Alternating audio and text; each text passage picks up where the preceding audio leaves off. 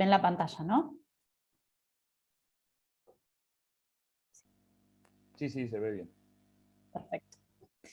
Bueno, entonces continuemos con esta unidad 3. Hoy vamos a ver estos textos entre la clase de hoy y vemos cómo venimos con los tiempos. Si podemos, doy los dos temas, tipo de cambio y balanza de pago, y si no queda, la grabo en la semana, la de balanza de pago, ¿sí? Vamos viendo cómo venimos con la hora. Entonces, bueno, arranquemos un poco por definir qué son los tipos de cambio, ¿sí? ¿Qué es el tipo de cambio? Vamos a definirlo como el precio de intercambio, ¿sí? de una unidad de moneda extranjera, por ejemplo, puede ser el dólar, que es el que más solemos usar, pero también vamos a tener tipos de cambio con otras monedas, medido en la moneda doméstica, es decir, el peso, ¿sí? En el caso que estamos en Argentina. Vamos a tener tipos de cambio con todas las monedas del mundo, es decir, un tipo de cambio con el real, un tipo de cambio con el euro, un tipo de cambio con el peso uruguayo, ¿sí? Con todas las monedas del mundo vamos a tener un tipo de cambio, ¿sí? Expresado en cuántos pesos, la relación entre el peso y esa moneda de ese país, ¿sí? En general, bueno, se suele usar mucho de referencia, es como que la moneda internacional que más se toma de referencia es el dólar para referirse a los tipos de cambio, ¿sí? ¿Por qué vamos a necesitar vincular el precio de una moneda respecto de otra? ¿Sí? ¿Por qué vamos a utilizar estos tipos de cambio y cómo surgen? ¿Cuándo surgen? Hablemos un poco también vamos a hablar un poco de la historia de los tipos de cambio, muy por arriba, como para entender el contexto, ¿sí? Pero fundamentalmente lo más importante tiene que ver con el comercio internacional. Recordemos que una de las primeras cosas que vimos en la materia, cuando vimos el texto de Adam Smith y del origen del dinero, habíamos visto la función del dinero como medio de pago, ¿sí? Como esa mercancía que todos querían. Bueno, cuando llevamos eso a comercio internacional, no necesariamente nosotros vamos a poder comerciar con la moneda de nuestro país. También en la clase que les dejé grabada sobre política monetaria, definimos a la moneda como que la moneda servía en ese estado, ¿sí? En el que estaba siendo emitida, ¿sí? Estaba circunscripta a ese país o a esa región geográfica, en el caso de que haya una zona común como es el caso del euro, ¿sí? Pero está restringida a esa nación, a esa nación donde se le otorga, digamos, ese poder cancelatorio a la moneda. Entonces, ¿cómo hacemos para aceitar este comercio internacional y para poder intercambiar y pagar transacciones entre distintos países? Y bueno, para eso vamos a tener que saber cuánto vale una moneda respecto de la otra, cómo medimos los precios, ¿sí? Nominales de una moneda respecto de la otra y los comparamos, y cómo efectuamos efectivamente esos pagos, ¿sí? Entonces, veamos un poco cómo funcionaba antes de tener el dinero en billetes, ¿sí? Y recordemos, volviendo a esa primera clase de Adam Smith, cuando hablábamos de que se usaban los metales preciosos, o se usaba el oro, la plata, el bronce, como, digamos, dinerario, como unidad dineraria. Bueno, y eso era aceptado, si bien había acuñaciones de esas monedas por los distintos estados, ¿sí? Eso funcionaba como moneda de curso que permitía facilitar el intercambio entre distintos países. Ahora, ¿qué sucede después cuando empiezan los estados ya a emitir dinero papel, ¿sí? Ya no en monedas, en metales, ¿sí? Entonces, originalmente vamos a hablar primero del patrón oro, que ya lo mencioné en las clases anteriores, ¿sí? ¿Qué habíamos dicho que era el patrón oro y cuándo estuvo vigente? Y bueno, todo el siglo XIX, ¿sí? Hasta la Primera Guerra Mundial, el patrón oro era la norma monetaria que regía mundialmente. ¿Y cuál iba a ser la regla? La regla era que los billetes, ¿sí? De los bancos iban a tener que tener su respaldo en oro, ¿sí? Entonces todos los bancos centrales de los países, pensemos la clase pasada que grabé, en la clase grabada hablo de la emisión monetaria y del rol de los bancos centrales. Entonces todos los bancos centrales de los países, para poder emitir esa cantidad de dinero, tenían que tener exactamente en el mismo valor oro de reserva, ¿sí? Entonces eso de algún modo configuraba un límite a esa política monetaria, porque si yo no tenía el oro para respaldar, entonces no podía emitir y manejar de ese modo distintas variables que hemos visto en la clase anterior, son muy relevantes para la política económica, ¿sí? ¿Para qué servía también el patrón oro? Y servía para estabilizar los tipos de cambio, ¿sí? Estos precios de unas monedas respecto de las otras. ¿Por qué? Porque los flujos que habían comerciales y de oro de un país al otro, entonces regulaban esos precios internos, ¿sí? Entonces, en función de si un país era netamente exportador, ¿sí? Sus bienes iban a ser más baratos y viceversa, y entonces de ese modo los tipos de cambio se estabilizaban en función de los precios, ¿sí?, de cada país. Este patrón oro finaliza y cae en la Primera Guerra Mundial en un primer lugar porque se interrumpe el comercio internacional y se interrumpe también la posibilidad de mover, ¿sí?, físicamente el oro, y entonces eso interrumpe el funcionamiento del patrón oro. Y luego, una vez finalizada la Primera Guerra Mundial, tampoco se retoma el patrón oro, y esta es una de las discusiones que mencionamos que dio Keynes, ¿sí?, cuando dijimos que en el contexto en el que él escribía entre guerras discutía mucho el rol de la política monetaria, ¿sí?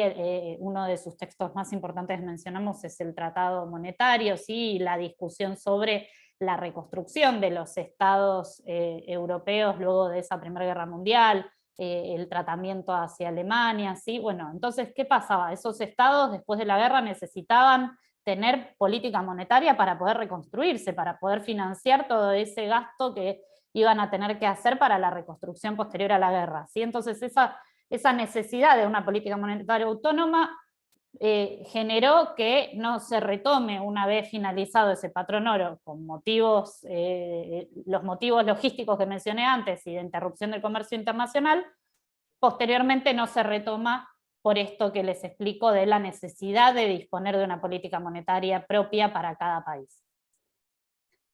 Esto hasta 1944, año a partir del cual, ¿sí?, o sea, entre la Primera Guerra Mundial y el año 1944 no estuvo vigente ningún régimen de este tipo de reservas a cada moneda, ¿sí?, de respaldo a cada moneda. A partir de 1944, a partir de la firma del acuerdo de Bretton Woods, ¿sí?, que es el mismo acuerdo que crea el Banco Mundial y que crea el Fondo Monetario Internacional, ¿sí?, se establece mundialmente lo que a partir de ahora vamos a llamar el patrón dólar, ¿sí? ¿Qué es el patrón dólar? Y bueno, lo mismo que explicábamos respecto del patrón oro, pero en dólares. Todos los países del mundo iban a tener que tener sus reservas equivalentes a la emisión que tengan, a su base monetaria, ¿sí?, en dólares.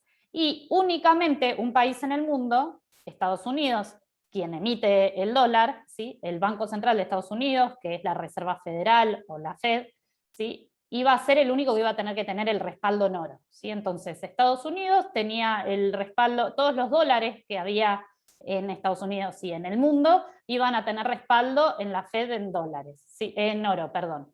Y todos los otros países del mundo tenían que tener en sus bancos centrales respaldos en dólares, ¿sí? Entonces, de ese modo, se establece un tipo de cambio respecto al dólar como referencia, y todos los países utilizan el tipo de cambio respecto al dólar, que va a ser la moneda que usen de respaldo, ¿sí?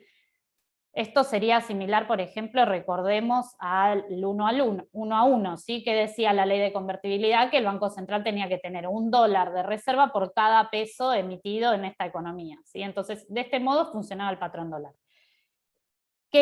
¿Cuándo cae? ¿Hasta dónde dura este patrón dólar? Hasta la década del 70, ¿sí? En la década del 70, que está la guerra de Vietnam, la crisis de los precios del petróleo, ¿sí? Un momento histórico en el cual Estados Unidos decide, ¿sí?, romper con este con este acuerdo de Bretton Woods. El presidente Nixon en Estados Unidos cancela el acuerdo de Bretton Woods y de ese modo cae este sistema de patrón dólar, y desde ese momento ya no está vigente en ninguna parte del mundo, ¿sí? Excepto, por ejemplo, el ejemplo que les di de que alguna ley puntual de algún país establezca la obligatoriedad de tener algún tipo de reserva atada a la base monetaria, ¿sí? En general no se aplica, ¿sí? Actualmente Estados Unidos, la Reserva Federal, puede emitir dólares sin tener oro de respaldo, ¿sí? Y los países también pueden emitir sus monedas sin tener necesariamente ni oro ni dólares de respaldo, ¿sí? El respaldo del dólar y de cada moneda será, en ese caso, la confianza a esa moneda. Un poco esta es la historia de cómo a lo largo del siglo XX fue modificándose hasta el sistema que tenemos actualmente, en el cual directamente hablamos de monedas mutuamente convertibles, ¿sí? Y entre todas las monedas del mundo. Expliquemos un poco entonces cómo funciona, cómo se definen esos tipos de cambios, ¿sí? Cómo se define cuántos pesos necesito para comprar un dólar, cuántos reales necesito para comprar un dólar, ¿sí? ¿Cómo se establece ese tipo de cambio? Bueno, vamos a hablar nuevamente, ¿sí?, de mercados, así como desde la unidad 2 venimos hablando. Recordemos un poco esas clases de Gastón en las cuales presentó lo que es el mercado de bienes, o vimos el mercado de factores, y teníamos dos actores en estos mercados, la oferta y la demanda, ¿sí? Compradores y vendedores. En este caso, en el mercado de divisas va a funcionar igual, vamos a modelizarlo y explicarlo, ¿sí? Y funciona como si fuera como un mercado, es literalmente un mercado. En Argentina se llama el MULC, Mercado Único Libre de Cambios, ¿sí? Y es un mercado donde concurren los compradores y los vendedores, ¿sí?, para comprar y vender dólares, ¿sí?, u otras monedas, ¿sí? En general vamos a hablar a partir de ahora siempre de dólares, pero esto es válido para cualquier otra divisa, ¿sí? ¿Qué actores van a ser los que pueden concurrir a este mercado? Y bueno, vamos a poder mencionar empresas privadas, empresas públicas, particulares, ¿sí? Todos nosotros podemos concurrir a este mercado. Ese paréntesis, denme el changüí de las restricciones, después hablamos más de la coyuntura, pero todos nosotros, los particulares, las instituciones financieras, ¿sí?, los bancos públicos, bancos privados, y sobre todo el Estado. El Banco Central va a ser un actor más que va a participar en este mercado a la par que los otros actores. Definamos un poco quiénes componen esta demanda y esta oferta de dólares, ¿sí? Pensemos que los compradores y los vendedores van a ser aquellos que van a concurrir al mercado y van a estar dispuestos. Por ejemplo, los que demandan dólares van a ser los que quieren comprar a cada tipo de cambio. Entonces van a querer comprar dólares, ¿sí? Tienen pesos y necesitan comprar dólares. ¿Quiénes son? Y en general, principalmente vamos a tener entre ellos a las empresas importadoras, ¿sí? Todos aquellos que requieran pagar la importación de un bien o de un servicio producido en otro país. También vamos a tener, por ejemplo, lo que vamos a llamar exportación de capital, ¿sí?, que no es más que nada que, ahí podemos tener dentro de esa categoría lo que se conoce popularmente como fuga de capitales, también giro de utilidades, ¿sí?, es las ganancias de las empresas. Entonces quizás empresas extranjeras radicadas en Argentina que realizan una actividad, se llevan una ganancia y giran a su casa matriz esa ganancia, esa utilidad, ¿sí? O directamente la fuga de capitales, que es la salida, ¿sí? En el caso de que nos referimos a fuga, en general hay algún tipo de ilegalidad, ¿sí?, en esa salida de ese dólar. Pero si no, si está legalmente, bueno, pueden ser giro de utilidades, cualquier remisión de dinero hacia el exterior, ¿sí? Y bueno, después tenemos otro motivo muy importante, estos serían como los tres más importantes, salidas de divisas, el pago de deuda en moneda extranjera, ¿sí? ¿Qué es el pago de deuda en moneda extranjera? Ya vamos a tener la clase de deuda, pero hoy ya vamos a empezar a hablar un poco de este tema. ¿Y en qué consiste? Que el país, ya sea el Estado nacional, un Estado provincial o una empresa privada, pueden tener deuda en dólares con un banco extranjero, y para pagar esa deuda, ya sea el interés o el capital de esa deuda, van a tener que comprar dólares para pagarla, ¿sí? Si esa deuda, eso solamente si la deuda es en dólares con un acreedor extranjero, ¿sí? Y también se demandan divisas para, por ejemplo, transferencias, como pueden ser transferirle plata a algún pariente, son conocidas como remesas, ¿sí?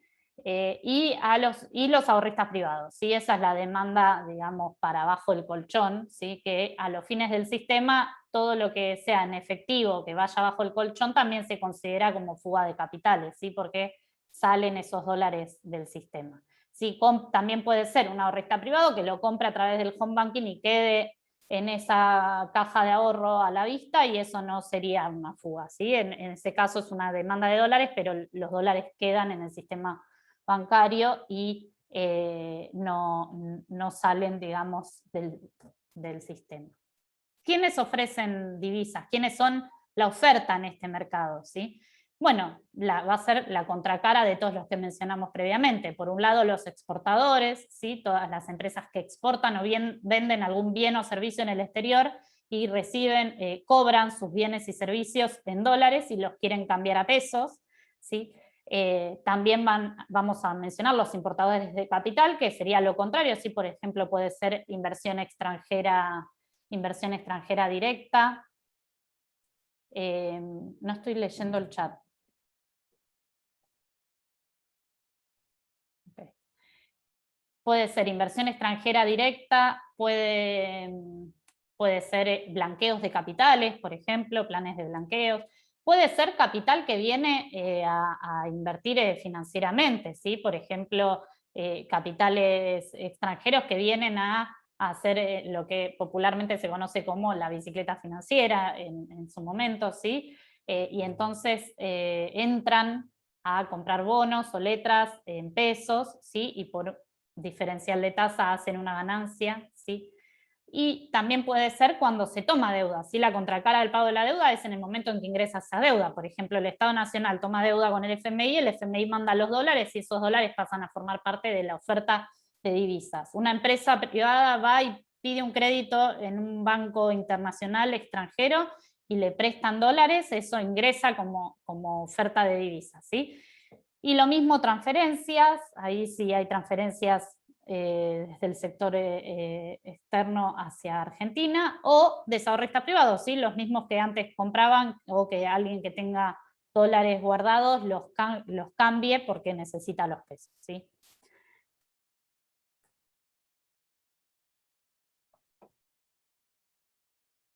Estos dos actores, ¿sí? Esta oferta y esta demanda que fuimos mencionando, todos estos agentes de la economía van a concurrir a este mercado y van a interactuar, ¿sí? Cambiando dólares por la moneda nacional, por los pesos. El precio que han visto con Gastón cómo funcionaba el mercado de bienes, el precio en este caso va a ser el tipo de cambio, va a ser el precio resultante de este modelo, ¿sí? Tenemos nuestro clásico grafiquito de oferta y demanda, pero en este caso en el eje de abajo de las X vamos a tener la cantidad de dólares y el precio va a ser el tipo de cambio, por ejemplo, pesos por dólares, ¿sí? Por ejemplo, 99 pesos por un dólar, ¿sí? Que es el tipo de cambio actual. Alejandra, Sí. disculpa que te interrumpa. Tengo una consulta, por ahí lo vas a explicar más adelante. Cuando ingresan dólares por préstamos a organismos internacionales, ¿el Estado está obligado a ponerlos en el mercado de divisas? O sea, ¿tiene que volcarlo al mercado de divisas? ¿O Ahora, eso después tiene que...? más... Está bien, listo. Sí, no puntualmente eso, pero sí ahora después en algún momento voy a mencionar algunas regulaciones, ¿sí? ¿Por qué? Porque todo esto que yo fui mencionando no estoy mencionando ninguna cuestión regulatoria, ¿sí? Esto mismo que yo estoy explicando puede ser en Argentina o en cualquier país del mundo, digamos, funciona así en todas partes. Ahora, yo después el Banco Central, vimos en la clase de política monetaria que tiene unas cuantas facultades y atribuciones. Dentro de ellas, algunas tienen que ver con cuestiones regulatorias del mercado cambiario, y entonces de ese grupo de regulaciones se pueden encontrar algunas que se suelen mencionar, como por ejemplo, la obligación de liquidar divisas a los exportadores de determinado sector. Entonces, los exportadores mineros no están obligados a liquidar divisas en el mercado único de cambios de Argentina. Entonces, ese exportador no tiene que concurrir obligatoriamente a este mercado, ¿sí? No sé, los agroexportadores están obligados, no están obligados. Esas son regulaciones que el Banco Central puede sacar o puede emitir, digamos, para hablar con corrección, puedes emitir estas regulaciones y ir modificando de qué manera se concurre a este mercado, ¿no? También regulaciones sobre lo que tiene que ver con el movimiento de capitales extranjeros, ¿sí? La cantidad de días que pueden estar, por ejemplo, importadores de capital, esto que mencionaba de él, los capitales que ingresan para especulación financiera. El Banco Central puede sacar regulaciones que controlen, ¿sí?, de qué manera ingresan estos capitales, si estos capitales pueden entrar y salir en el día, si estos capitales tienen que quedarse obligatoriamente en Argentina X cantidad de tiempo, ¿sí? Son todas facultades que tiene el Banco Central, de las que se mencionaron en la clase de la política monetaria, que tienen que ver con la regulación y el control de todo el sistema financiero y cambiario, ¿sí? Entonces, de ese modo, depende, cada sector va a tener distintas obligatoriedades, ¿sí? Suele ser un incentivo que se usa, que, por ejemplo, que se quiere incentivar vaca muerta, y una de las cosas que pueden leer en cualquier nota de las que se mencionan para incentivar vaca muerta es que las exportaciones de gas de vaca muerta no estén obligadas a ser liquidadas en el mercado, ¿sí? Entonces, bueno, depende que se puede ir jugando, digamos, con esa herramienta regulatoria, ¿sí? Si es el Estado el que está tomando deuda en dólares, en general, ya van a tener la clase de deuda, y lo voy a mencionar más al final de esta clase, o de la clase que voy a grabar esta semana, ¿sí? Pero sobre todo, si el Estado se endeuda en dólares, el motivo principal tiene que ver con una insuficiencia de divisas en este mercado que estoy mencionando, ¿sí? Con que faltan los dólares. Porque si no, el Estado se podría endeudar en pesos, si la cuestión fuera el déficit fiscal, ¿sí? Entonces, si al Estado le faltan pesos para funcionar, ¿sí?, estamos con una situación de que gasto más que los impuestos que tengo, el Estado, lo más prolijo, lo mejor para el Estado sería endeudarse en pesos. No tiene sentido que el Estado se endeude en una moneda que no es su moneda para financiar gasto corriente en pesos, ¿sí? Cuando el Estado toma deuda en dólares, en general, ya vamos a ver mucho de esto en la unidad 4, viene para acompañar procesos en los cuales tenemos escasez de divisas. Entonces, en ese caso, no tiene sentido que el Estado esté tomando un crédito en dólares, y no es obvio y es obligatorio, va a entrar a este mercado de cambios, porque es la razón de ser de ese crédito. Entrar a formar parte de esta oferta de divisas, ¿sí? Ahora vamos a hablar un poco de cómo funciona el Banco Central como agente, ¿sí? Porque yo acá estoy mencionando... no estoy mencionando todavía el Banco Central, pero el Banco Central va a estar en estas dos listitas. El Banco Central va a poder estar en el cuadrado naranja y en el cuadrado celeste, vendiendo o comprando dólares indistintamente, ¿sí? No sé si te respondí, adelanté un poco el tema, pero bueno. Bien. Sí, claro. Sí, está perfecto. Sí, me imaginé que me estaba adelantando un poco al tema, pero está bien, me respondiste igual, gracias. No, de nada. Bueno, entonces, estamos en este mercado, tenemos, por ahora no estoy agregando al Banco Central, ahora después lo mencionamos, esta oferta y esta demanda de divisas, ¿sí? Estos actores que necesitan dólares y otros que necesitan desprenderse de esos dólares, concurren a este mercado, y tenemos como resultado un tipo de cambio, ¿sí? Ahora, ¿qué pasa en este mercado? Este mercado va a funcionar igual que lo que vieron con Gastón. Acá, unidad 2, están todos aprobados, todos estudiaron, así que la tienen reclara. Si tenemos un aumento de la oferta en un mercado de bienes, ¿qué pasaba con los precios cuando aumentaba la oferta?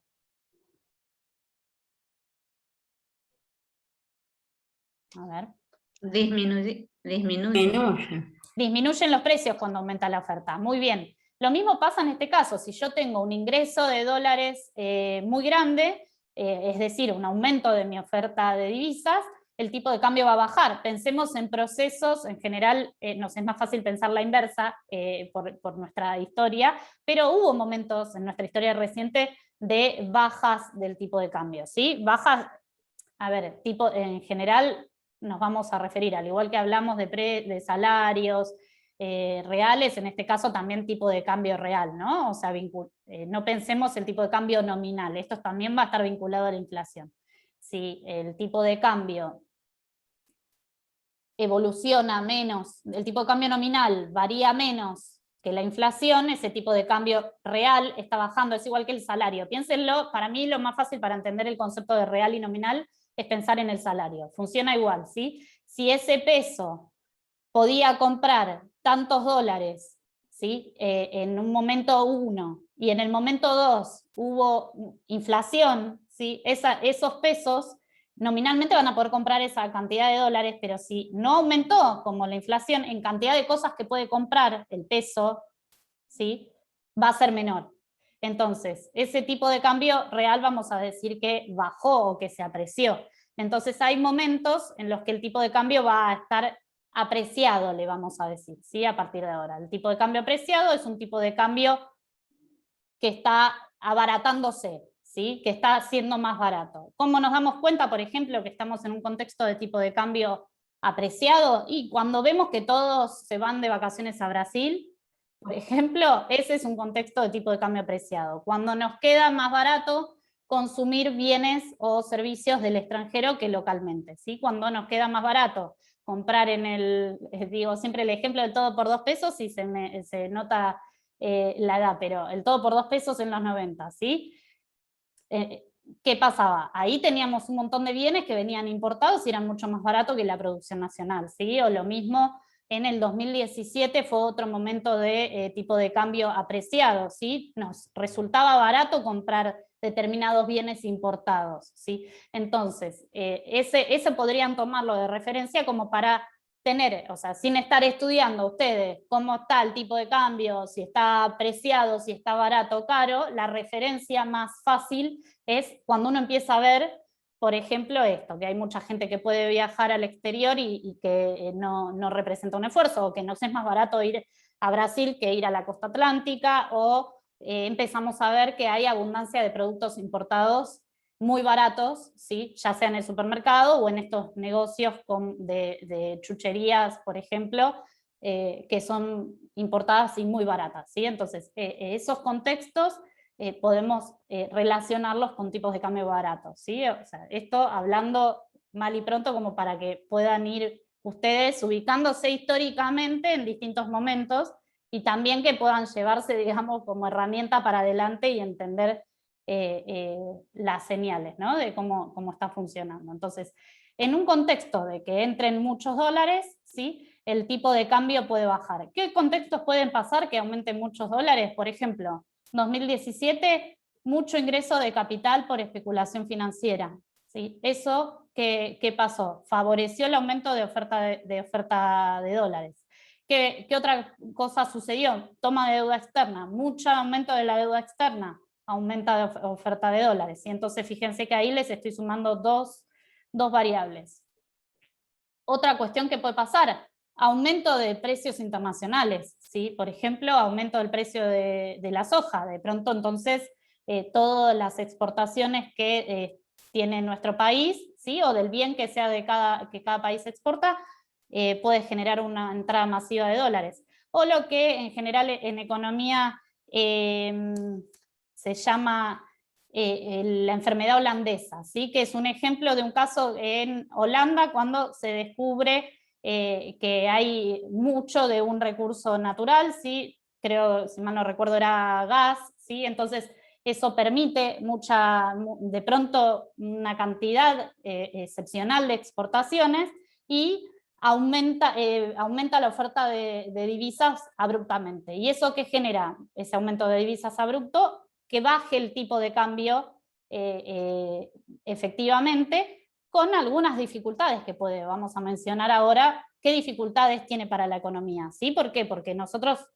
idealmente quisiéramos llegar a una estabilidad del tipo de cambio que sea un tipo de cambio que favorezca a nuestra economía. Vamos a hablar en esta clase y en las clases, sobre todo en la unidad 4, cuando veamos restricción externa y crisis de balanza de pagos, ¿sí? Y los problemas de la economía argentina, ¿qué es lo que pasa con el tipo de cambio? ¿Qué problemas genera el tipo de cambio y cuál sería el tipo de cambio deseable en una economía o en la economía argentina puntualmente? ¿Cuál sería el tipo de cambio más beneficioso? ¿Qué puede pasar en una economía si hay una apreciación muy abrupta? Por ejemplo, como les estoy contando, el ejemplo de la enfermedad holandesa, porque se llama enfermedad, no es que es la fiesta holandesa, porque entraron los dólares, ¿no? Sino que por el contrario, un tipo de cambio muy barato puede favorecer esto que yo les mencionaba, ingresos de bienes de otros países muy baratos que te compitan mucho con tu producción local, generando problemas de empleo, ¿sí? Entonces, profesora, buen sí. día, una pregunta. Lo de la especulación financiera, ¿es cuando los capitales compran deuda argentina? Por ejemplo, bonos, estas cosas. Claro, por ejemplo, en la clase pasada cuando mencionábamos las letras que podía emitir el Banco Central. Entonces, esa emisión de bonos o letras en pesos a una tasa que cuando haces el cambio, la tasa es mayor, ¿sí? Una tasa de interés muy alta en referencia a la tasa de interés internacional. ¿Y qué? ¿Y qué más? Además favorece eso, una regulación, como les mencionaba recién, de una desregulación de estos movimientos de capitales, ¿sí? Yo explicaba que hay algunas regulaciones que apuntan a la cantidad de días de permanencia de estos capitales. Entonces, por ejemplo, en 2015 eran 365 días, un año. Cuando asumió Prat-Gay pasaron a un mes, y después cuando cambió el ministro de Economía pasó a 24 horas. Entonces, esa desregulación de la cuenta financiera, ¿sí? de los movimientos de capital permite que los capitales entren y salgan rápido y hagan diferencias cómo funcionaba tanto. Esto también fue, vamos a ver cuando veamos en la unidad 4 deuda, también pasó en los fines de los 70 durante la dictadura militar, también con la tablita de Martínez de Oz, ¿sí? Y durante la convertibilidad, ¿sí? Momentos de modelos de acumulación financiera, los podemos llamar, donde esto lo vamos a ver con más detalle en la unidad 4, pero ¿qué es lo que pasa? ¿Sí? El Estado desregula estos movimientos de capitales, es decir, pueden entrar y salir rápido, ¿sí? Y simplificando, vienen los dólares, vienen al mercado, compran pesos, con los pesos compran las letras, por ejemplo, del Banco Central, ¿sí? Que hay algunas letras que tienen vencimiento a 7 días, ¿sí? O después se venden se revenden, digamos, en el mercado financiero, y la tasa de interés en pesos, cuando está muy alta, por ejemplo, recordemos que hemos llegado a tener tasas de interés hace poquitos años, hace 2 o 3 años, de 70 y pico %, lo cual es nominalmente excepcional en la economía mundial, digamos, es una tasa altísima, que comparada a pasadas de pesos a dólares, igual es más alta que la tasa internacional. Entonces estos capitales no tienen riesgo porque pueden entrar y salir en el día, ¿sí?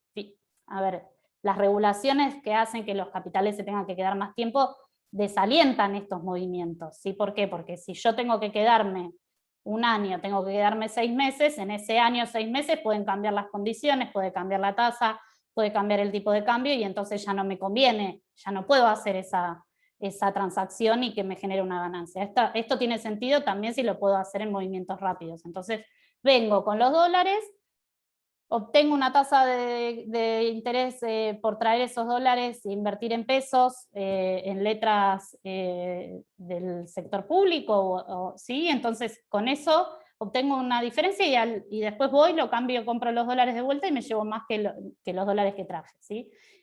Una de las condiciones para que pase eso es que el tipo de cambio tiene que tener cierta estabilidad, ¿sí? Por ejemplo, por eso esos contextos como la fijación del tipo de cambio en la convertibilidad, o en la década del 70 con la tablita de Martínez de Oz, o en 2017 cuando estaba el tipo de cambio muy apreciado y había como una señal de que no iba a haber una devaluación. Entonces esos contextos de tipos de cambio fijos, estables, favorecen eso, ¿sí? Favorecen eso porque funcionan como un seguro de cambio, ¿sí?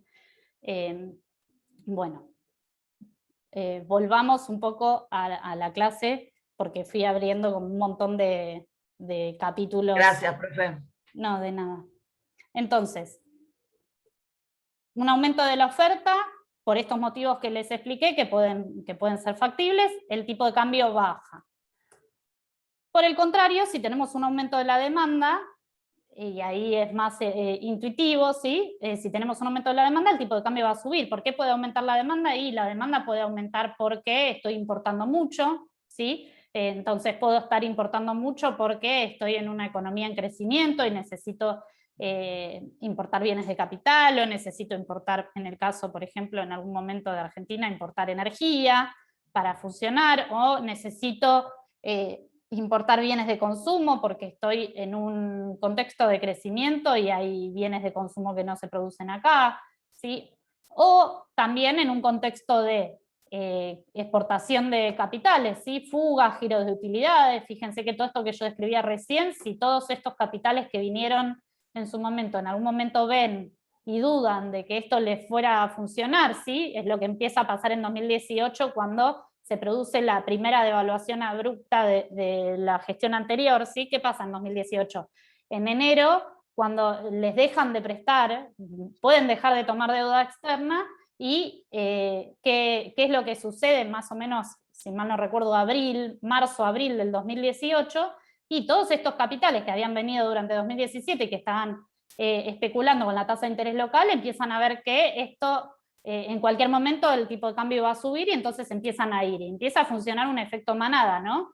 Porque se empiezan a ir los capitales internacionales. A ver, estos capitales internacionales en general no son una persona que está en Estados Unidos con una computadora, sino que son estos fondos de inversión, ¿sí? BlackRock o varios que son enormes, ¿sí? Que manejan un montón de carteras y de fondos. Entonces, de pronto, todos estos capitales empiezan a ver signos en la economía de que este movimiento ya no iba a funcionar de esa manera, o que había cierto riesgo de devaluación, y entonces empiezan a ir. Cuando se va uno, se empiezan a ir todos, y eso es un poco como una profecía autocumplida, ¿no? Porque, bueno, va a haber devaluación, nos vamos todos, cuando nos vamos todos, entonces esos van a demandar divisas para irse y genera un aumento del tipo de cambio, ¿sí?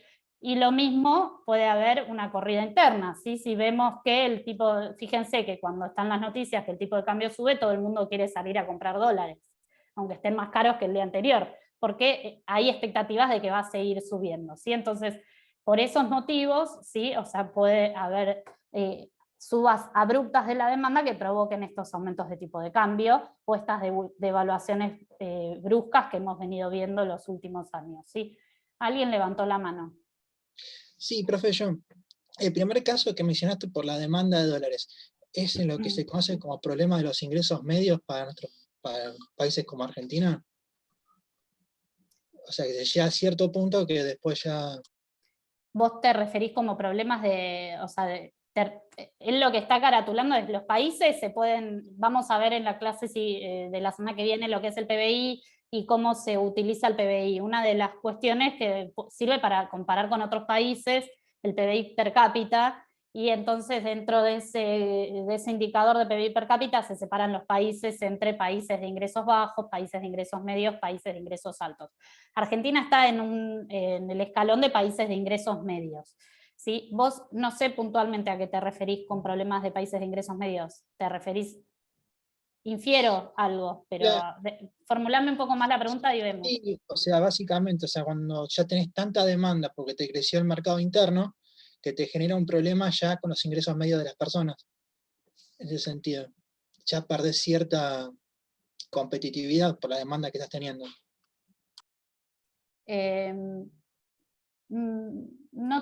Igual no termino, me parece que hay algo como confuso en la pregunta. Me suena que viene más por el lado de que quizás países en crecimiento, que todavía tienen un desarrollo industrial menor, para seguir creciendo, como que necesitan desarrollar cierta creación de divisas. Tendría que ver, me suena que viene más por ahí.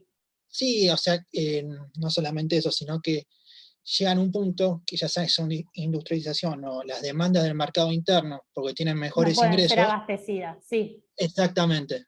Eso lo vamos a ver en la unidad 4 cuando veamos el problema de la restricción argentina y veamos, porque ese es un problema que tiene Argentina desde todo el siglo XX, ¿sí? Desde poco antes del primer peronismo podemos empezar a ubicar ese tipo de problema de insuficiencia de divisas por crecimiento, ¿sí? Países que para crecer necesitan importar porque ya lo vamos a ver, ¿sí? Pero la unidad siguiente.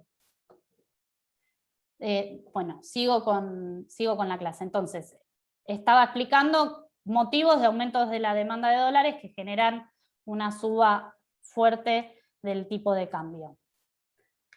Bueno, veamos cómo el tipo de cambio está vinculado con el comercio exterior. Terminé la clase anterior de política monetaria agregando a nuestra ecuación, ¿sí?, de demanda agregada el sector externo, ¿sí? Recordemos que habíamos graficado a nuestra economía primero como una economía cerrada, donde la demanda solamente se componía de consumo más inversión. Luego le incorporamos el Estado a través del gasto, y finalmente la clase anterior cerré la clase agregando el sector, abriendo esta economía, ya no sería una economía cerrada, agregando el sector externo, ¿sí? Y el sector externo lo agregué con las importaciones y las exportaciones, ¿sí? Doy por hecho de que todos saben que son las exportaciones y las importaciones, no está ni siquiera la definición, pero las importaciones es todo lo que compramos al resto del mundo, bienes y servicios, y las exportaciones es todo lo que nosotros le vendemos al resto del mundo, ¿sí? Bienes y servicios argentinos que los vendemos al resto del mundo.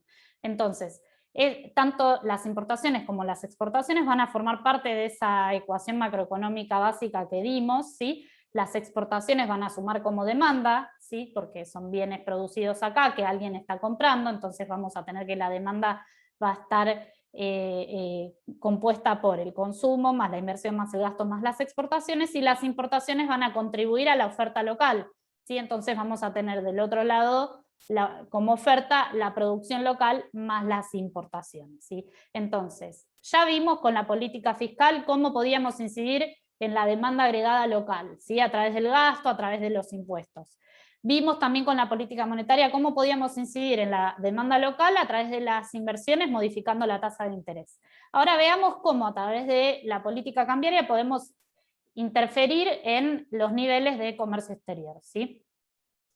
Adicionalmente a la política cambiaria para incidir en los niveles de comercio exterior, vamos a poder mencionar lo que es la política comercial, que en la materia no lo llegamos a ver, no hay ningún texto sobre el tema y no le dedico más que esta mención, pero que consiste, por ejemplo, en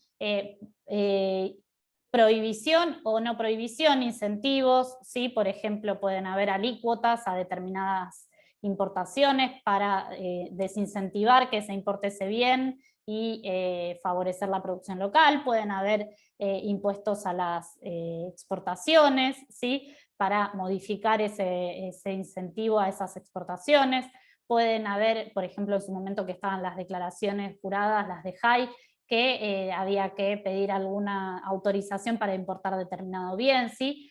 La política comercial puede ser más flexible o más, o sea, totalmente abierta, que no exista, o sea, que la política comercial sea que no existe, digamos, todo se puede importar y todo se puede exportar, o puede ser más controlada, más dirigida, que en general se la menciona más como políticas proteccionistas, cuando se toman ciertas medidas que intentan orientar un poco los niveles del comercio exterior, ¿sí?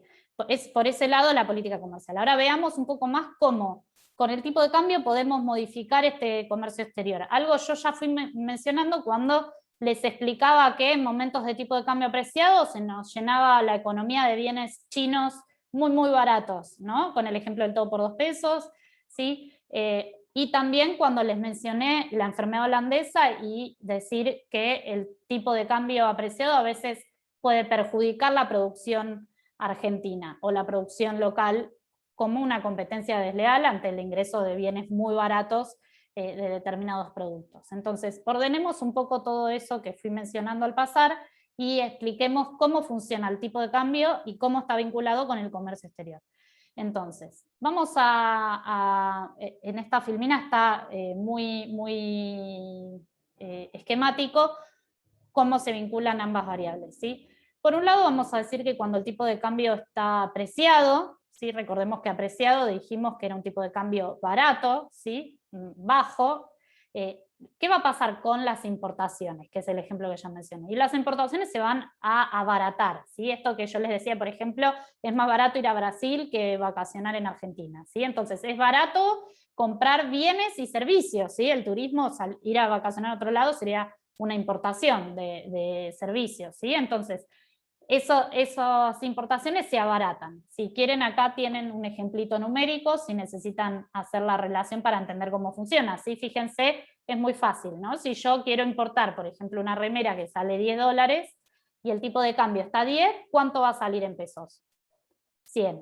Ahora, si el tipo de cambio está 20, esa remera en pesos me va a salir 200. Entonces, nominalmente ese bien me está saliendo más caro cuando el tipo de cambio es más alto y más barato cuando el tipo de cambio es más bajo. Entonces, cuando sea más bajo el tipo de cambio, más barato nos va a salir consumir bienes del resto del mundo. Sí, por el contrario, ¿qué pasa con nuestras ventas al resto del mundo? Y pasa el efecto contrario, ¿sí? Si nosotros tenemos un tipo de cambio muy apreciado, lo que va a pasar es que nuestros bienes para el resto del mundo van a ser muy caros, ¿sí? En esos mismos momentos lo que va a pasar es que, por ejemplo, para exportar industria nacional o para exportar todo lo que exportemos, va a ser más costoso, así como también, por ejemplo, recibir turismo externo va a ser costoso para los extranjeros venir a Argentina, ¿sí? Ahí está el ejemplo, por ejemplo, si yo produzco un bien que me cuesta 1.000 pesos, en pesos argentinos, ¿sí? Y lo exporto con un tipo de cambio a $10, ¿cuánto lo tengo que cobrar?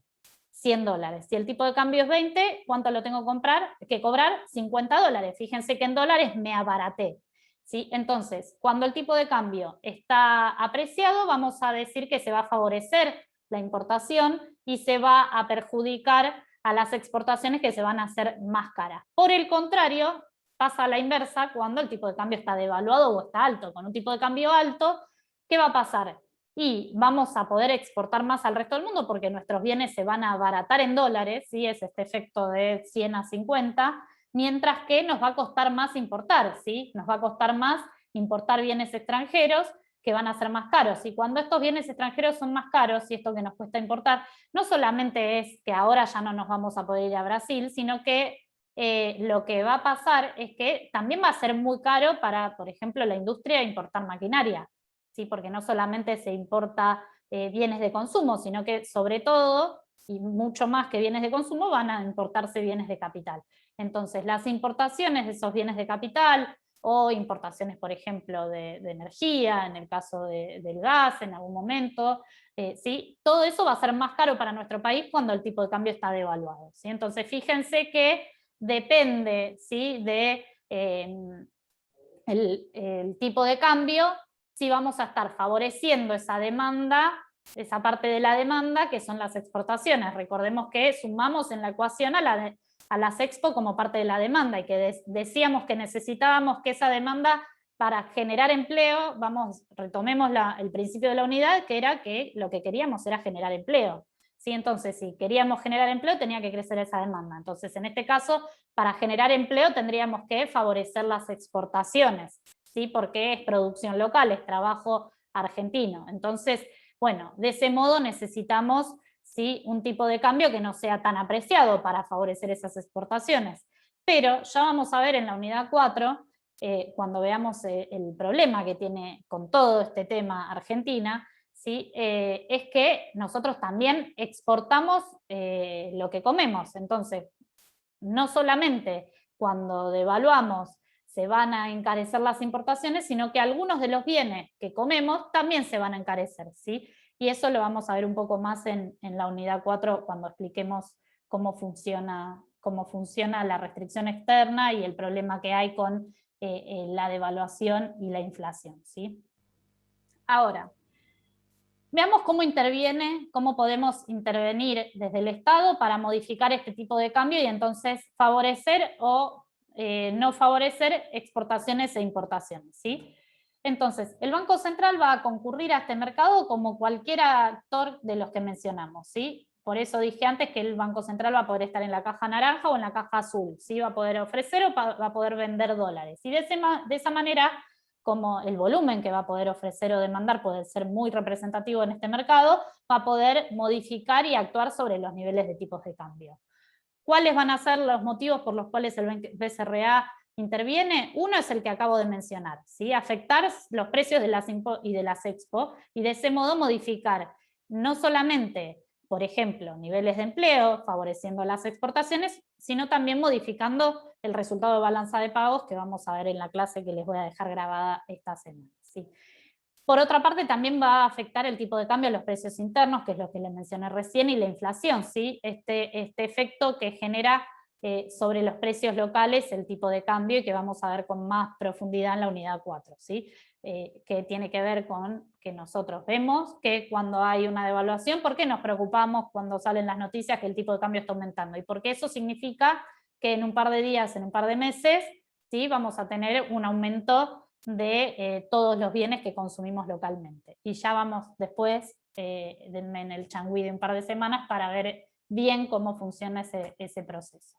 Ahora, veamos cómo participa el Banco Central en este mercado, cómo obtiene los dólares, qué pasa con los pesos, ¿sí? Un poco es la pregunta que me había hecho antes el compañero Fabián. ¿Sí? Entonces, el Banco Central puede vender dólares. Para vender dólares, cuando vende dólares, ¿qué va a pasar? Es como un aumento de la oferta, ¿sí? ¿Por qué? Porque el Banco Central viene, ¿sí?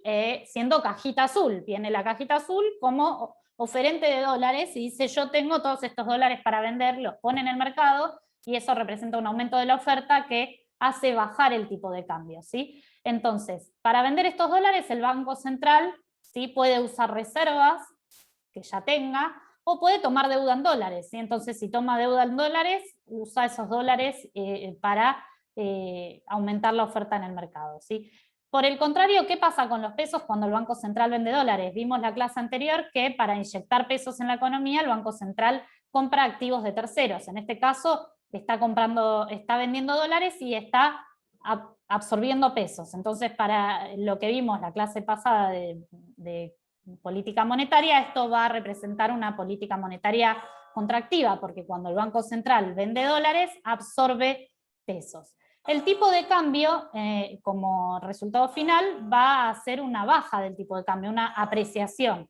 O, por el contrario, ¿sí? Fíjense, si yo en este gráfico, en lugar de tener así, lo que tuviera es primero un aumento de la demanda de dólares, supónganse que me aumentó la demanda de dólares y el Banco Central sale a ofrecer, ahora lo tengo en otro gráfico eso, ¿sí? Lo que va a hacer es mantener el nivel, para mantener el nivel del tipo de cambio y evitar que se aprecie, ¿sí? Entonces el Banco Central, evitar que se devalúe, el Banco Central sale y vende dólares, ¿sí? Y lo mismo va a pasar a la inversa, ¿sí? El Banco Central comprando dólares. Funciona como un demandante más, ahí se pasa a la cajita naranja, ¿sí? Funciona como un demandante más, y va y compra dólares para los cuales usa pesos, ¿sí? Para comprar estos dólares usa pesos que cuando el Banco Central sale, pone los dólares, y los que le dan los dólares, por ejemplo el exportador le da los dólares, el Banco Central le da pesos, el exportador se da vuelta y tiene pesos, y el Banco Central guarda los dólares, aumentan sus reservas. Cuando el Banco Central compra dólares, aumentan sus reservas. Fíjense, si alguno lee, por ejemplo, no sé, Ámbito, El Cronista, siempre hay una nota todos los días, permanentemente, que habla de cómo funciona el mercado de cambios, y dice: el Banco Central compró 5.000 millones de dólares en el primer trimestre y acumuló tantas reservas, ¿sí? Entonces, cuando el Banco Central compra dólares, acumula reservas, y por el contrario inyecta pesos en esa economía, que es lo que vimos la clase pasada como política monetaria expansiva, ¿sí? ¿Por qué? Porque entonces esos pesos, el exportador se da vuelta y puede pagar salarios, puede pagar insumos, paga todo lo que necesite, y esos pesos empiezan a circular en la economía, ¿sí? Era una de las formas que mencionamos que tiene el Banco Central de inyectar plata en la economía. Como resultado, el tipo de cambio va o a devaluarse, va a aumentar porque estoy demandando más, o voy a evitar que se aprecie, Por ejemplo, en el caso de que les dije de la enfermedad holandesa, voy a evitar que el tipo de cambio me baje abruptamente. Yo no deseo ningún movimiento abrupto, ni una devaluación abrupta, ni una apreciación brusca, ¿sí? Lo que deseo es cierta estabilidad con mis objetivos de política económica. Entonces, si yo no quiero que se aprecie por los problemas que me puede generar, por ejemplo, un aumento de las importaciones muy grande, entonces, ¿qué es lo que voy a hacer? Voy a demandar esos dólares para contribuir a que no aumente. Y eso me da pie a la última filmina, sí, esta es la última filmina de la clase de hoy, que tiene que ver con los sistemas de tipos de cambio, ¿sí? Entonces hay distintas maneras que puede tener el Banco Central de accionar en esta economía. Por un lado, el Banco Central puede tener políticas de tipo de cambio fijo, que son las que he mencionado ya, como la tablita de Martínez de Oz, la ley de convertibilidad, que hablaba de que por cada peso $1, ¿sí? Entonces no solamente era la reserva que tenía que tener, sino que cada peso costaba $1. Entonces ese tipo de cambio estaba fijo. ¿Y qué pasaba? ¿Siempre ese mercado se autorregulaba para que siempre sea $1? No, teníamos un banco central que estaba obligado a hacer este movimiento que está graficado acá, ¿sí? Si la oferta de dólares subía, por ejemplo, mucho ingreso de capitales especulativos, entonces el Banco Central tiene que salir a comprar dólares para compensar y que el tipo de cambio no baje de 1, ¿sí? En cambio, si de pronto tenemos mucha demanda de dólares, pónganle que todos estos capitales observan que no es sostenible este movimiento, ¿sí? Que esto no es sostenible, que en algún momento va a subir de 1 el tipo de cambio, entonces van a querer salir, y al mismo tiempo, como estoy en un momento apreciado, voy a tener un montón de importaciones porque es muy barato, ¿sí? Entonces eso me va a generar que la demanda de dólares aumente y el Banco Central va a tener que permanentemente vender, ¿sí? Esta es la contracara en general lo que pasó fue esto, ¿sí?